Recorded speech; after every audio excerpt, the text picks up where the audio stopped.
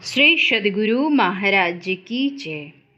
समस्त ऐश्वर्य, धर्म, यश, संपत्ति, ज्ञान और वैराग्य, इन 6 बातों को भक्त कहा जाता है। इनसे युक्त पुरुष को भगवान कहा जाता है। भगवान श्री कृष्ण में ये सभी बातें मौजूद थीं। श्री कृष्ण महायोगी राज थे। गुरु महाराज ने अपने उपदेशामृत के माध्यम से योगेश्वर भगवान श्री कृष्ण की चर्चा करने की कृपा इस प्रकार की है। भगवान श्री कृष्ण योगेश्वर कहे जाते हैं। उनका योग बल बचपन से ही विख्यात है। एक समय एक योगी उनके निकट आए। उन्होंने श्री कृष्ण से योग विद्या की प्रशंसा की और उनसे कहा कि तुम भी योग विद्या सीखो। भगवान ने कहा, योग विद्या से क्या लाभ होता है? योगी ने उनको एक तलवार देकर कहा कि इस तलवार से मेरे शरीर पर वार करो और देखो कि इसके प्रहार से मेरा शरीर नहीं कटेगा। श्री कृष्ण चंद्र जी ने उनके हाथ से तलवार लेकर उनके शरीर पर कई बार प्रहार किया, परंतु प्रत्येक बार वज्र के ऊपर प्रहार करने के समान तलवार की धार भोथी हो जाती और उनके शरीर का बाल भी बांका नहीं कर पाती। तत्पश्चात भगवान श्री कृष्ण चंद्र जी ने कहा कि अब आप इस तलवार का प्रहार मेरे शरीर पर कीजिए। इस पर योगी जी ने कहा कि तुम्हारा शरीर तो कोमल है, तलवार की चोट से वह कट जाएगा।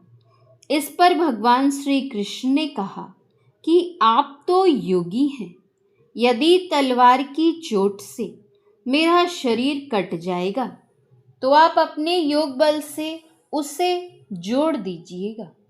इस पर योगी ने तलवार लेकर श्री कृष्ण चंद्र जी के शरीर पर कई बार आघात किया, परंतु प्रत्येक बार तलवार श्री कृष्ण चंद्र जी के शरीर के वार पार ठीक हवा में प्रहार करने के समान हो जाती और उनके शरीर पर तलवार के प्रहार का कोई चिन्ह भी नहीं पड़ता।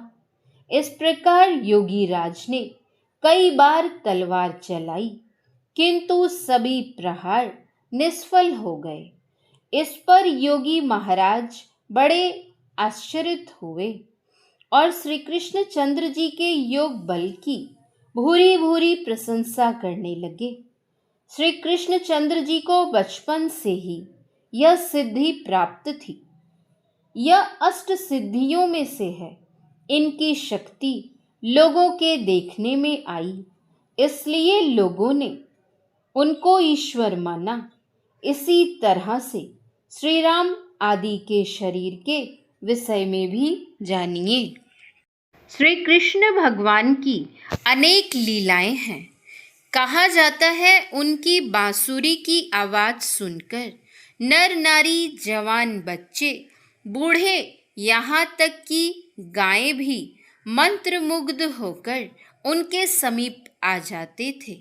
इसी से संबंधित स्वामी विवेकानंद जी महाराज का संदर्भ रखना चाहूँगी। भारत के महान संत स्वामी विवेकानंद जी जब शिकागो में विश्व धर्म सम्मेलन में भाग लेने गए तो वहाँ किसी ने उनसे प्रश्न किया, स्वामी जी, कहते हैं श्री कृष्ण की वंशी सुनकर गायें दौड़ी चली आती थीं, क्या यह संभव है? स्वामी जी बोले, इसका जवाब किसी दिन दूंगा। एक दिन स्वामी जी सभा हॉल में भाषण दे रहे थे। जनता मंत्रमुग्ध सुन रही थी। स्वामी जी अचानक चुप हो गए। वह चुपचाप वहां से चल पड़े। सभी बिना कुछ बोले उनके पीछे पीछे चल पड़े ताकि भाषण का बाकी अंश सुन सकें। स्वामी जी एक ऊंची जगह खड़े हो गए और बोले, आप में से किसी ने एक दिन पूछा था कि क्या श्री कृष्ण की वंशी सुनकर गायें दौड़ी चली आती थीं। इसका जवाब आज दे रहा हूँ।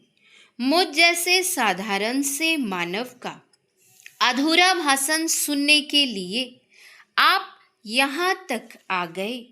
फिर श्री कृष्ण जी तो 16 कलाओं से पूर्ण थे। उनकी वंशी सुनकर गायों का दौड़े चले आना तो स्वाभाविक था, इसमें क्या शक है। उन सबका संदेह दूर हो गया था। हमारे गुरु महाराज एक कहानी कहा करते थे। सुदामा नाम के एक ब्राह्मण अवश्य हो चुके हैं। ये भगवान कृष्ण के मित्र थे। जब ये दोनों गुरुकुल में रहकर विद्या अध्ययन करते थे, तब एक बार गुरु पत्नी ने इन दोनों को जंगल से लकड़ी लाने के लिए कहा और साथ में कुछ चना भी दे दिया। जब ये दोनों जंगल पहुँचे तो जोरों की आंधी आ गई और साथ साथ वर्षा भी होने लगी। सुदामा शरीर से लंबे तगड़े थे और भगवान श्री कृष्ण छोटे और सुकुमार थे। सुदामा ने आंधी वर्षा से बचने के लिए श्री कृष्ण को अपने शरीर से ढक लिया और गुरु पत्नी ने जो चना दिया था वह अकेले खाने लगे। भगवान श्री कृष्ण ने पूछा, मित्र, कट कट क्या हो रहा है? सुदामा ने कहा, भाई, इतनी वर्षा हो रही है कि ठंड से मेरे दांत कट कट कर रहे हैं। सुदामा ने अपने मित्र से कपट किया।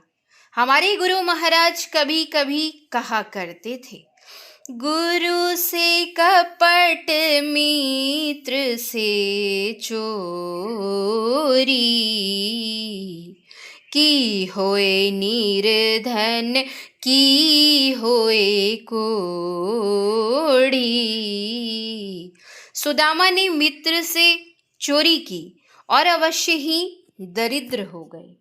भगवान श्री कृष्ण सोने की द्वारकापुरी बनाकर रहने लगे। लोग अब भी द्वारकापुरी जाते हैं। असली द्वारकापुरी भगवान कृष्ण के बाद समुद्र में डूब गई। जब भगवान श्री कृष्ण द्वारका में रहते थे, उस समय सुदामा अपनी पत्नी के बहुत कहने पर भगवान श्री कृष्ण से मिलने के लिए द्वारका गए, तो श्री कृष्ण ने गुप्त रूप से उनके लिए एक सुदामापुरी ही बसा दी। तब सुदामा भी सुख से रहने लगे। भगवान श्री कृष्ण के द्वारा इस लोक में अनेक अलौकिक क्रियाकलाप किए गए, जो अवतारी पुरुष से ही संभव है। अतः लोगों ने श्री कृष्ण को ईश्वर या भगवान माना। श्री सद्गुरु महाराज की जय। श्री सद्गुरु महाराज की जय। श्री सद्गुरु महाराज की जय।